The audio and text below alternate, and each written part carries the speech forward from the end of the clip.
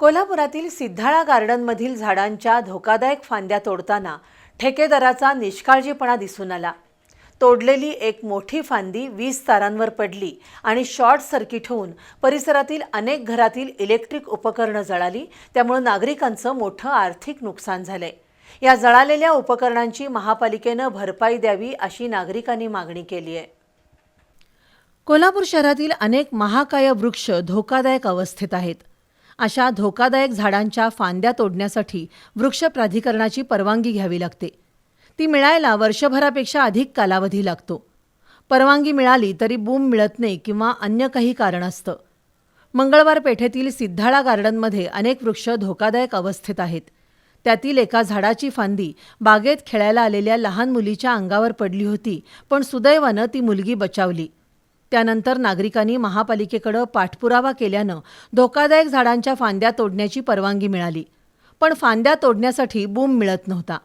त्यामुळे नागरिकांनी सोमवारी संध्याकाळी या परिसरात आलेल्या बूमच्या चाव्या घेऊन सिद्धाळा गार्डनमधील धोकादायक फांद्या तोडल्याशिवाय बूम सोडणार नाही अशी भूमिका घेतली। अखेर आज फांद्या तोडण्याच्या कामाला मुहूर्त मिळाला।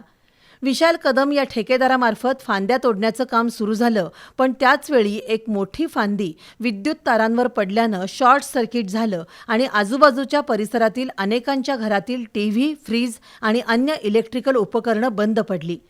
या घटनेनंतर माजी नगरसेवक बाबा पार्टे आणि अन्य नागरिकांनी तीव्र संताप व्यक्त करून ठेकेदाराच्या निष्काळजीपणामुळे घरगुती इलेक्ट्रिकल उपकरणं जळाल्याचा आरोप केला।